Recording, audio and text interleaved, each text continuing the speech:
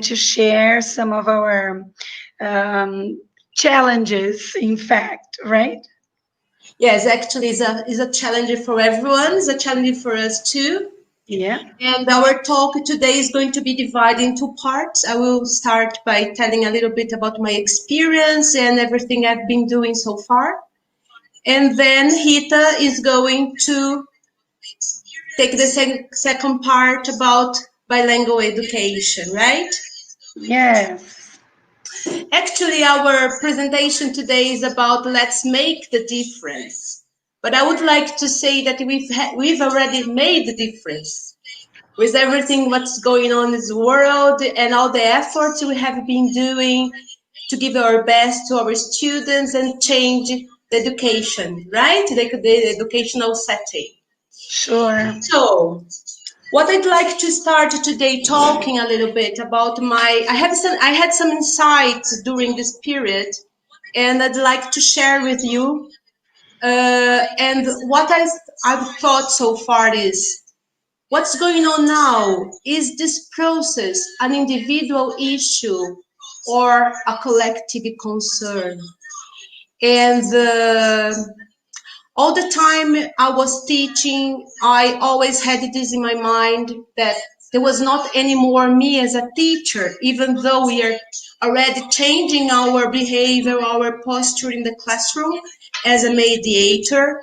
But now we are facing a different scenario. And when we talk about the identity, the teacher identity has changed, right? Because we need also to learn with all this process. We are now working together as one, teachers and students getting together and having a new experience in this digital scenario, right? So what came to my mind that I would like to share with you is that for me, it means a total revision of the relationship of the individuals with their social and cultural environment. We have changed everything. The anxieties, the fears, the challenges, everything now is on our plate. And we have like to chew everything. It's too much to chew at the same time, as the British people say sometimes. Yeah. It's too much, but at the same time, what a unique experience we have, right? So that's something I would like to start with. And what I thought about it, that we have to revisit the language, to see what is identity and interculturality, but in a different sense as interculturality with this digital world. How to build knowledge and develop competence in the pandemic. Well, how to do it? On one hand, we have the content. On the other hand, we have the skills. And together, we need to deliver something to our students who are on the other side of the screen. But we can't think the same way we used to think, because from now on, we are getting on board of a different experience. It's a new journey for education. And how to prepare ourselves for this digital world. As we talk about bilingualism, and Rita is going to talk a little bit later, there is always I, me, you, and us. To look at myself as identity, to look at the other, and together build something together. The same happens in this sense, because we need to start, or we have to develop different skills, like understanding each other. Okay, we take for granted because it's already something we need to do it, but all the social emotional competence that we have been talking about was time to put in use. We need to have them now. It's not theory anymore. It's not a project. It's something that needed to be all the time permeating our lessons, and through it having meaningful communication. And this is something that always called my attention. Actually, all my graduation was based on pragmatics and language and the communication that we need to use in this digital scenario. So what is communication? Because when we are, for example, in a physical, we in a classroom, we have all the tools we need. We are together. We can see what's going on with our students. Now we are in a different perspective, right? So if you could go on to the next slide, what I realized is that we need to focus on the process of delivering the content. How is going to be this content delivered, taking into account all these different and these issues we face with technology, bad internet, students on the other side, they are not paying attention, they are just bored but not mind. We are totally stressed because we are facing a new scenario. We need to follow our program, our planning, but I realized that I need to change a little bit my point of view as in terms of language. So I remember that once I learned about when you set up any business, when you set up any project, we need always to look at different sides of it. So to see my strengths, weaknesses, opportunities, and threats. That's what I see as a reflective teaching. Every time I left the classroom, I tried to see myself, what could I have done better? What were my strengths? What was the weaknesses? What I need to improve? What were the opportunities I had to be better? And also, what were the harms I had when I was teaching? It was a kind of a moment in my life when I felt so insecure because it was everything new for me. But I've learned so much. I've learned from my students, and I could realize that when you are teaching in this new scenario, you need to work together. The students, especially the youngs, they have a lot of experience in technology. So I need to look at a different perspective. And I attended once a lecture, and this was very important for me. Actually, it's a very nice exercise, but I'm going to give you just a bit of it. And something like this. I'll show you a picture now, right? And I ask you, what is this? And when you look at it, you can give wings to your imagination and think, is a dinosaur? Is a fire flame? What could it be? And when you see it, you realize that it was something totally different. I think it's the same way that happens when you are teaching in this new scenario. So what you see is what you see. You look at your students. Are they the same way you had them in the classroom? What kind of skills, what kind of social emotional skills do you need to develop to be more sensitive to them? And then there were 4 questions I'd like to share with you. And I'm really trying to put myself in your shoes because empathy, I think, is the best name for us teachers at this moment. So how to promote social emotional learning? How can we work together for problem solving skills?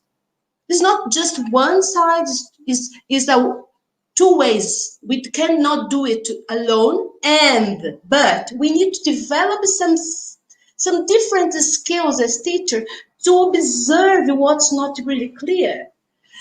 Another question I asked myself, how to boost mutual understanding? How can I say something? Because look, we are talking about language. We are talking about my intention to explain, my intention to deliver some content, and how is my student on the other side receiving it? Not to have a miscommunication. Because we think because we are delivering a content, the student is learning. We know that doesn't happen. Maybe the tone of my voice, the way I act, the way I look might interfere in this process. Another thing that helped me so much was that even though we are sharing a screen, it's not one size fits all. We need really to develop some skills. We need really to develop some skills to see and our students, how they are receiving, how are they interacting, especially because motivation is one topic, one issue that has to be all the time in our lessons. And next, how to foster understanding. Okay, so we need a good report. So let's go through a point of view I'm thinking about, the meta-linguistic awareness. Because we're talking about delivering a content, we are talking that we have our body, we have our mind, you have our voice, and we need to be aware of all this when you are interacting with our students. Sometimes the student is just there doing like this, and we have to see, okay, this student is bored. So immediately we need to change something in our teaching to help the students to be again with us, to be motivated. It's not an easy task to be done, and it demands a lot of sensitivity. We need to be very aware of what's going on. So I always thought about the non-verbal communication. What you see, how do you perceive the student, and how can you how can you plan or find tools to make your lesson even better? Okay, so all in all, I think that these are the skills that they are required for all of us, the students, the teachers, to recognize the details that give you tips, hints to change the way of your teaching, or to not that they can predict what you're going to do. Okay, so continuing about this, I'd like if she can help me. Is the empathy matters? Why?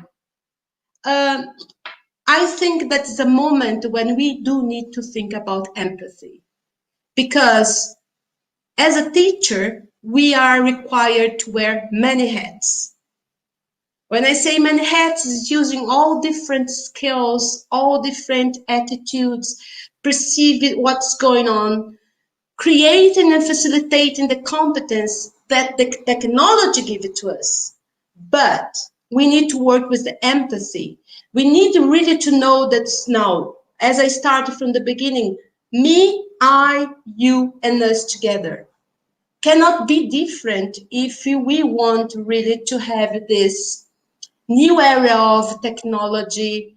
And I think that the main point for me is that we teachers can step outside and try to have internalize what has been doing in order to reinvent ourselves for this new world.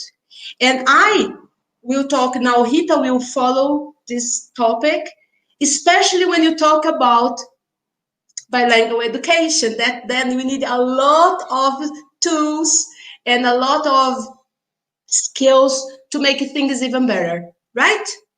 So guys, thank you very much, and Rita will take over my speech.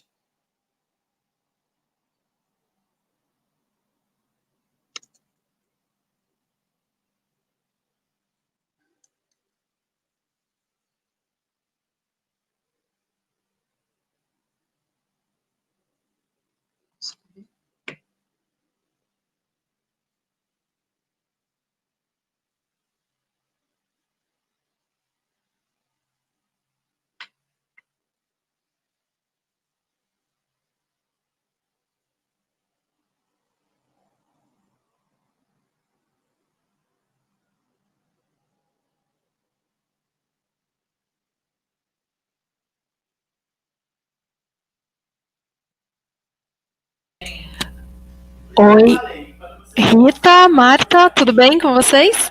Rita, seu Tudo. microfone tá mudo, a gente não tá ouvindo o que você tá falando. Acho que você pôs no mudo enquanto a Marta falava e não dava mais para te ouvir. Eu mudo para não atrapalhar a Marta. Agora Eu já tava abri, achando aqui, Rita, que eu ok. tô no meu... O que aconteceu comigo?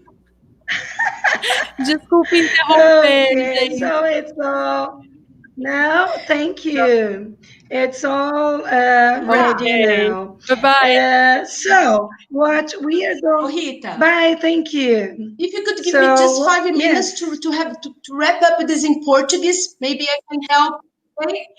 Yeah, go ahead. So, Go ahead. falei Yeah, sure. muito inglês, mas eu gostaria de colocar essa minha parte da apresentação sobre um olhar bem empático em relação ao professor, a todo esse momento que nós estamos vivendo e propor, como eu fiz comigo e com os professores que trabalham comigo, uma reflexão sobre o que essa nova fase que nós estamos vivendo da área digital, como que nós podemos nos reinventar. E eu acho que isso não sei se a Rita concorda comigo, é uma questão muito particular de identidade mesmo, quanto professor, né? E Sim. quanto que a gente pode nos surpreender nesse processo de angústia do docente, né? É uma angústia do docente. Com certeza. Né? Então, eu só para fechar essa parte em português, porque pode ter professores que não são da área da língua inglesa, que também podem se fazer uso dessa reflexão minha, quanto que nós já nos superamos em relação a essa nova fase e nos estarmos abertos a nos perguntar aonde é que eu posso melhorar? Eu tive, por exemplo, o caso de uma professora que ela entrou tanto em desespero que ela falou, não consigo. Porque a internet cai, o aluno pergunta, então eu acho que a gente tem que ter muito cuidado dessa questão da linguagem não verbal do seu aluno. Sim. Né? Ou seja, qual que seja a sala de aula, bilíngue, monolíngue, história, geografia, independente da matéria, mas o professor necessita realmente desenvolver algumas habilidades de ordem não verbal. E ele mesmo, na ansiedade dele, não transparecer isso para o aluno dele, porque realmente é uma coisa que a gente sabe que, como nós estamos num plano, né? Num plano e não no tridimensional, isso tem muito impacto no aprendizado, certo? Então, agora, Rita, it's your turn now, baby. Okay, so thank you all for being here and sharing with us all your experience. Also, I see many comments in the chat, and please, we are going to try to talk about everything that you've been pointing out here. But remember, this is effectively going to be bilingual, especially from now on. So I have my PowerPoint presentation in Portuguese, and I'll be discussing a few points with you in English, and my discussion is basically focused on bilingual education, especially when we teach emergent bilinguals, when we talk about teaching early childhood, and we are not supposed to be speaking Portuguese most of the time. We are supposed to be encouraging the production of the second language in the classroom. This is more challenging than teaching any other thing online. Because when we are teaching, we are not just teaching the language. This is very important for us to have very clear when we are talking about bilingual education. It's not the language. It's not English or Spanish or French or any other language. We are talking about education and not talking about teaching the language. But when we go into like the roots of what we've been doing in the classroom, we go, for example, to Piaget, and Piaget talks a lot about the importance of observing. What have we been doing with our classes in order to encourage observation instead of just trying to make people get content? Observing is a tool for learning. Observing is, in fact, a scientific way of looking at the world. And this is something that we should bring into our planning. This is something that we should encourage our kids to be looking around, observing what they have around, and our classes should be starting from what they can observe instead of from content that is in our books or in our yearly plans, because all those things, they are less important now. The most important now is to give children a chance of learning first about the child itself. So learning about our own is important. So especially now that we have lost so many things that we enjoyed and we cannot do anymore. It is essential that we give these kids a chance of talking about how they feel, about what they can do in the place of those things that they used to do and that they are not allowed to now due to the pandemic. Piaget used to talk a lot about the importance of individual investigation and trying, learning by trying. So how can we make people, especially, and I always talk about young children, because those are the ones who are more dependent on guidance, and the guidance cannot come completely from the teacher. The guidance has been coming also from the families, from the parents. And due to that, we need to establish a very close partnership with the families.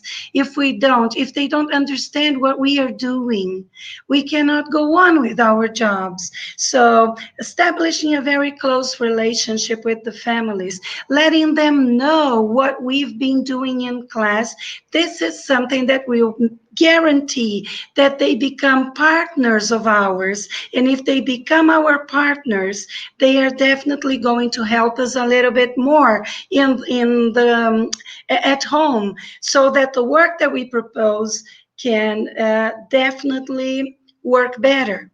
Piaget also talks about how can we as mediators help kids discover their intrinsic motivation. So what do we think can motivate what can motivate our kids in a moment when they cannot visit their grandparents, they cannot go to mall, they cannot go to the movies, they cannot play in the playground, they can't go to school and see their friends from school. So giving them, this is why, probably why our schools have been insisting so much in providing synchronous classes, real-time classes. This is so hard for us as teachers because the kids have a very short time for concentration. We are going to lose them very easily. They are not going to pay attention to long synchronous classes. They are not going to pay attention to long videos that we record. So everything has to be very well planned in short, I call them episodes. I call them like just like a series that we watch in Netflix or any other thing. Very short lessons, and every time we finish our lesson we can finish with something that will make them curious for what is coming on the next day, and this is going to make them feel a little more motivated to come back to our classes. So we should also, according to Piaget, guarantee that the kids have a chance to develop motor coordination, verbal and mental skills. So especially thinking of early childhood, this is extremely important. But then remember, you plan a game for motor development and you send it home, or you explain it in your video lesson. Doesn't matter if your lesson is synchronous or asynchronous. When the kids are home and the parents have to monitor their activities, then we are going to have parents thinking that, oh, this teacher is only asking my son to play. Well, first, playing is a tool for learning in early childhood. In fact, playing is a tool for learning in life. But parents need to understand the pedagogical purposes, because there is intentionality in all the activities that we propose. So what I've been recommending to all the schools that I work with is that teachers either write or if it's even better if they can record short videos explaining to the families the intentionality of the main activities that they send home. Because if parents understand that, I asked the kids, like 3-year-old kids, to play a game where they should crawl and jump and walk fast and walk slowly, and like movement, different sorts of movement. It's not just a game. There is a lot of pedagogy behind it. And if we don't explain to the families, they are going to think that it's just a game. And if it's just a game, it's not necessarily important. So the key to establish a close relationship with the families, especially for very young kids, it is really telling the parents why we are asking them to do such activities.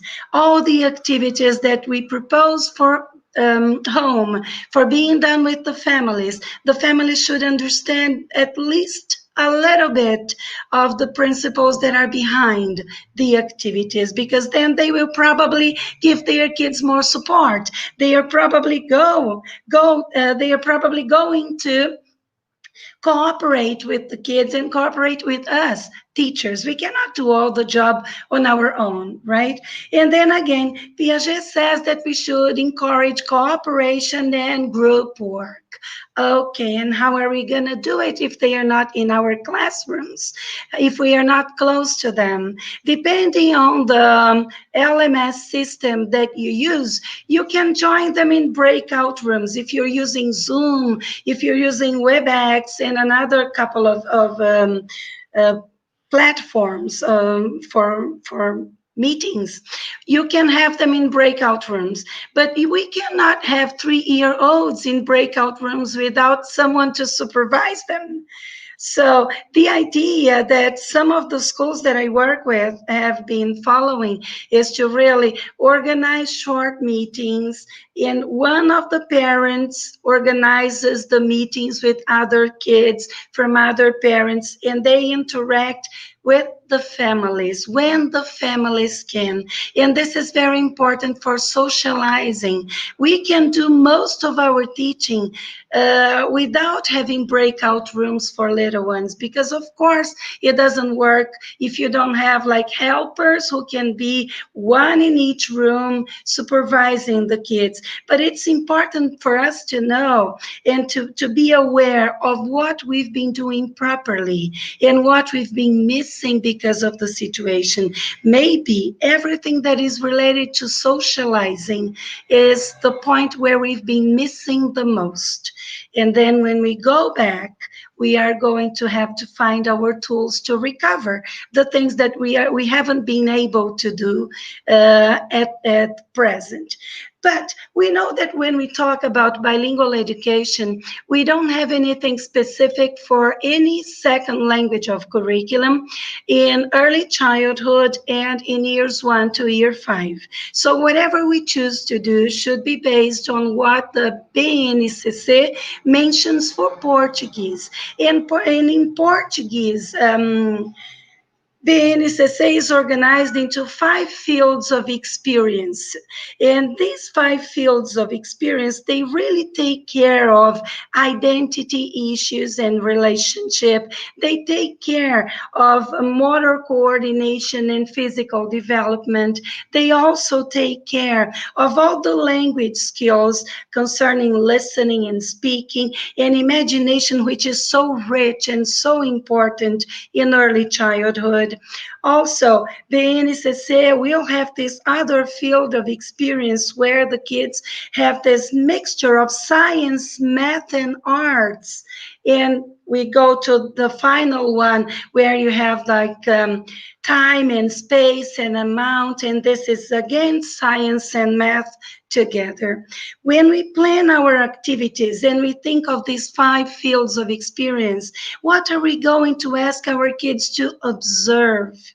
How are we going to ask our kids to interact with the content? online. So through a language which they do not command properly yet. So this is the challenge. And the challenge we can solve if we think that early childhood is the time where executive functions are really being developed. From the time they are born up to 10 years old, this is the most important time for the development of, for example, inhibitory control, which will give them the chance of focusing on what they want to focus in spite of all the elements that we have that can take our attention away. Also, this is the time where they develop their working memory, their ability to keep something in mind because they need it, because they are going to use it. And this is the time to make them develop flexibility, cognitive flexibility. And cognitive flexibility is this ability that bilinguals develop very easily because they are like talking to you in English and then someone passes by e eles falam alguma coisa em português and they come back and continue in English because they have this ability to really focus on something but have the flexibility to switch into another language, to another person, and go back to what they were doing naturally. And this has to be really emphasized. And our remote teaching has been really a challenge for us in the development of executive functions. Because when the kids are talking to you, they have parents passing by, talking to them, asking them to focus, asking them to pay attention.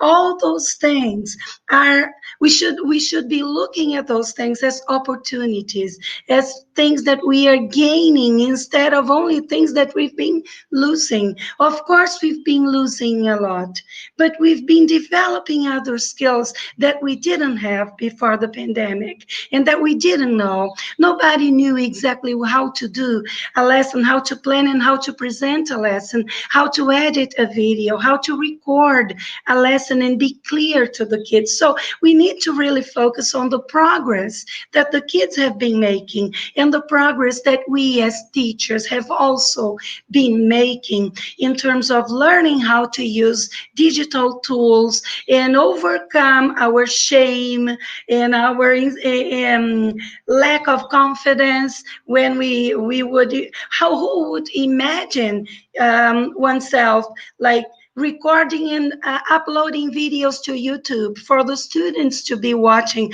for families to be watching. And once we upload something, the world may be watching us. So we need to be a little more careful with the language that we use. We need to be a little more careful with the ideas that we propose. We are not protected by the walls of our classroom anymore. The digital world does not have walls. So information just flies anywhere it can go. And this is very important for us to also see that these very young learners have been facing an experience that none of us have. We've been facing this as professionals. They've been facing this as very young learners. And this can really make them better learners if we guarantee that we offer them the best learning opportunities at this moment. And the best that they can do is learn how to learn. Because when we learn how to learn, we do not depend on other people for us to learn. Of course, we depend on experts. Of course, we depend on teachers, but we can go after the things that we want to learn. So this is very important that we plant the very small seeds of autonomous learning by this time. And if we ask our kids, if we finish our classes asking them, how do you think that this virus came up to be? Why don't you talk to your family and share ideas? This is investigation. These are the people that they have at the moment, those who are sharing the home with them. But they can go, they can talk, and this can be something about the pandemic, but this can also be something very simple, like, do you have plants home? What do you think those plants need to survive? Talk to your family about what they think, what they know about how plants survive. And then tomorrow when we meet, we are going to share everything that we discover. So you are the researchers now. You are the little scientists. Go after this information. If you have time, if you have a chance, call your grandparents, call your uncles, your aunts, call friends. If mommy and dad can help you with those phone calls, and then gather all the information you can about how plants live and how plants survive. And then tomorrow in our class, we are going to share what you found out. So when we do this kind of thing, we are having them develop like a focus because they know that they have a focus. We are going to help them develop something in their working memory because they have to hear those things and remember them and bring them to you on the following class. And we are also giving them a chance of being very flexible cognitively about the language that they use, because probably to most of those people, they are going to talk in Portuguese. But when they come back to you, you are going to encourage the discussion in the second language of instruction. And this is very rich for them because they will learn how to start asking you for the things that they don't know. Probably they know water. And if you ask them, what do plants need to survive? And they may say, they need the sun. They might not be able to say the sunlight, but they may be able to say they need the sun, they need the light, or they need the water. They need water. And this is already rich enough for you to start building on what they bring and providing them with the language that they don't have, and encouraging them to learn more and to learn on their own. This is something very important that we are all learning from this pandemic. We all learned so many things from like tutorials from YouTube, and we've been searching for so much information to help us go further. This is also happening to the kids. And if we plan our classes in a way that the kids can go and can help us, bringing information into class, and then we transform that information into the lesson that we are supposed to be giving to them, this is going to be much richer. So remember that playing is the key for learning in early childhood. And playing is something that teenagers would also enjoy. What changes is the game, but they enjoy playing. So if we try to gamify a little bit what we've been doing, and by gamifying, I don't mean playing true and false, I don't mean playing memory games only, but I mean creating challenges through which they are going to go after the answers in teams. And we don't need to make those teams competitive. We can give like each team a little part of a challenge, but the victory is of everybody's, because my part of the challenge will be together with your part of the challenge. And when we all get together, then we are going to have the solution for the thing that was proposed. I watched once in a school in Salvador. The teacher was developing a project, and the starting question was, how do you think the water comes to our house? And then nobody really knew where to start from. And the kids said, oh, it comes from the rain. And then another team said, no, it comes from Sabesp, because from I don't remember the equivalent to Sabesp in Rio, but the a water treating station in Rio. And then they started talking so many things about water, and we had like one team One group was working on the study of the water cycle. The other team was working on the study of pollution and how the water can become clean again if it is depolluted. And then another team was studying how the water comes from rivers or from the ocean or where it comes from and how it comes home. And together, they understood the importance of all the water cycle and all the treatment stations and how the water would be to their places. But the challenge was to the group, to the whole group, not to one team. Each team had a little part of the answer. And this is something that we can do with very simple themes, as the one I mentioned about the plants. So we can have like one team studying how to plant and the why do we need seeds or plants that we plant without seeds? The other team can be studying the water and the importance of the water, the importance of the light, and different teams studying little pieces of information. And when they share, you have this big product that belongs to everyone because everyone was important in the process. When COVID came, all our dreams for teaching 2020 were over because we didn't know where to start from. But then, because nobody was prepared, and this is not an excuse, because when we got our diplomas from the universities, we were not prepared either. No university prepared anybody to go into class and teach.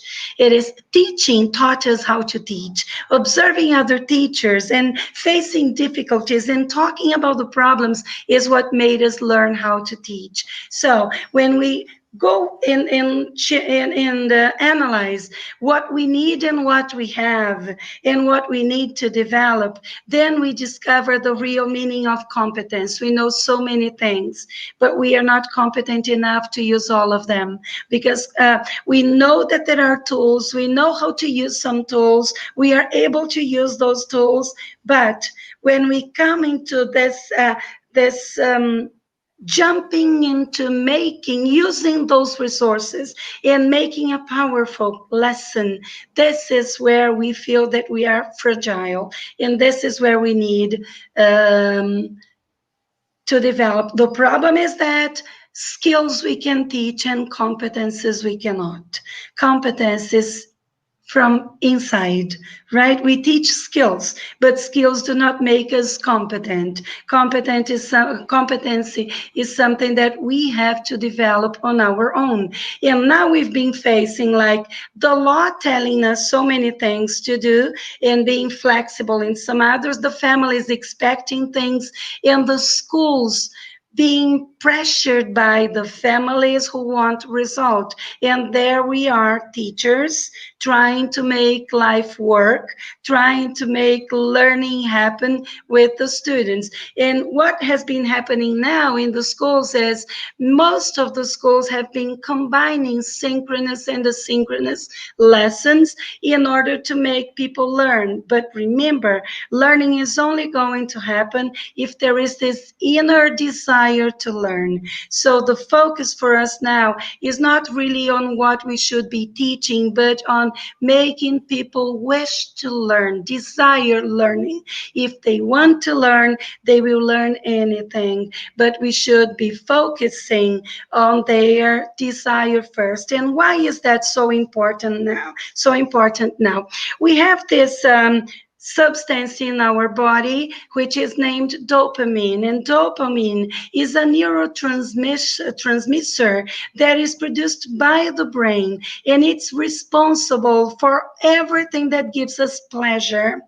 And when we have a high production of dopamine, then we move more happily, we are more enthusiastic, our memory is better, our attention and our pleasure is higher in everything that we do, because dopamine is the substance that will make us feel it is connected to the sensation of pleasure in the body. And then we haven't been having anything that gives us pleasure, especially the kids. So since dopamine is connected to motivation and the production of dopamine is low because everything that gives us pleasure has been taken away. And think of the kids. The kids do not know why they've been losing so much. They do not really understand why they cannot go to the playground, why they cannot go to school. There is this thing, there is a virus. They don't even have a clear idea of what a virus is. And because of this thing named virus, they cannot do anything and they are bored. And if they are bored, then motivation is low, and if motivation is low, there's no learning. And if we find a key to motivation now, they are going to be better learners. So the key, in my opinion, is listening to them. If we listen to them quite often, no matter how old they are, they need to talk. And this is why we've been participating in so many lives. We've been watching people that we never thought we would be watching, because we need to listen to people and to be heard. So it is very important that in all of our classes, we give them a chance of talking a little bit. And then the language is not important. It is what they have to say that is important. And from what they say, you make a class. From what they say, you transform the most important things in English, and you give them some tools so that they can share some of their thoughts in English.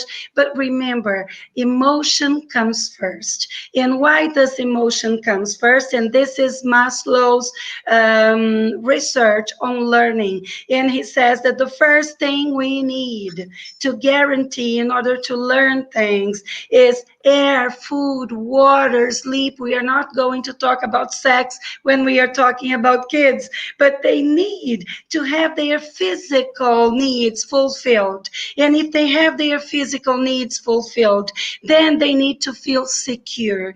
And if they feel secure, if they feel that they belong to the place where they are, then we go a little bit up on this pyramid, and they should feel that they are loved, feel that they belong, feel that they are friends, feel that asynchronous class is comfortable for them. Then we go into STEAM, and self-esteem, confidence is going to be built. And only when we go to the top of this pyramid, we have the desire to learn, the desire to be a little bit more than who and what we are at the moment. And learning comes from the top of this pyramid. And then I talk now about teachers, those of you who have been teaching teenagers. Teenagers have been spending all night long talking to their friends. They've been awake during the night. And I have a teenager here home, and I know that I wake up sometimes 2 in the morning, and I listen to him talking to his friends, and they miss each other, and they need to talk to each other. The problem is that on the next day when classes begin, they are falling asleep. And if they are falling asleep, they don't learn. So remember that we need to guarantee physical conditions, and then security, safety conditions, and then love and belonging and self-esteem, so that learning takes place. And then when this happens, we go into bloom. And when we go into bloom, we plan for bilingual education, because we start by planning on the things we want our kids to remember, and then to understand, and then apply. And this is basically the famous PPP from ELT, the presentation, practice, and production, from guided production to free production.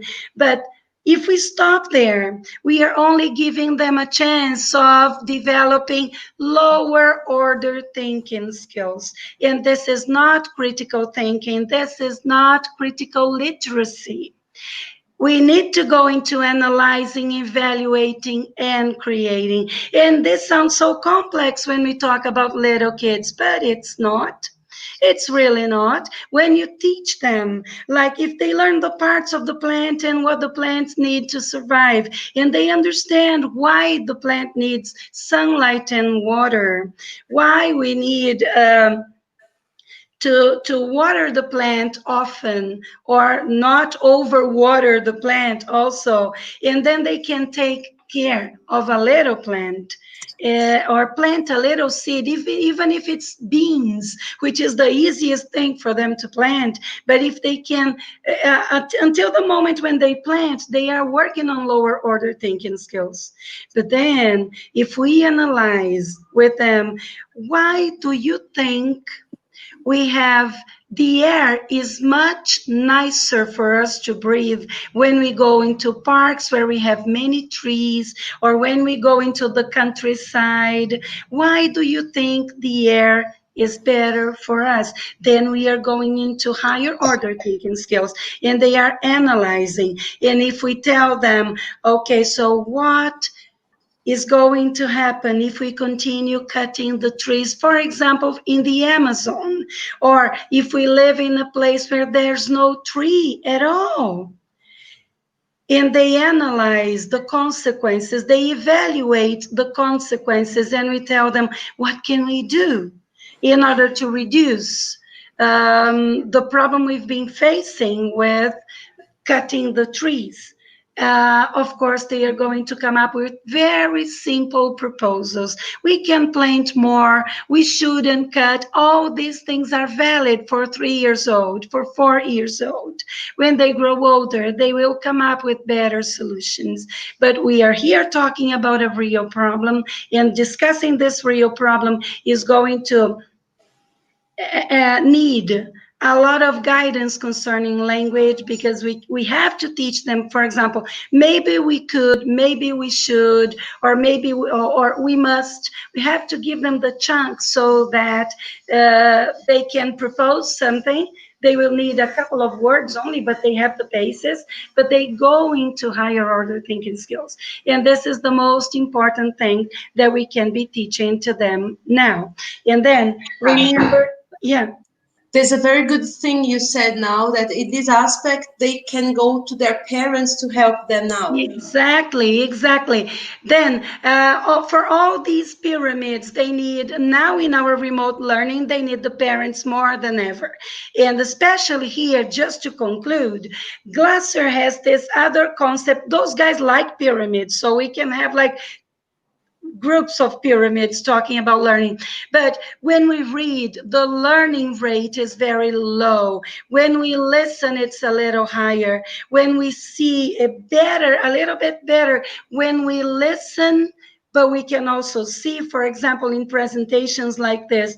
But when we discuss, when we do, and especially when we teach each other, that's where learning takes place. So pay attention that from the top to the middle of this pyramid, up to 50%, what we've been having here is very passive learning. But in the basis of this pyramid, where learning is really strong, this is active learning, because you discuss, you do, you teach, you share what you know.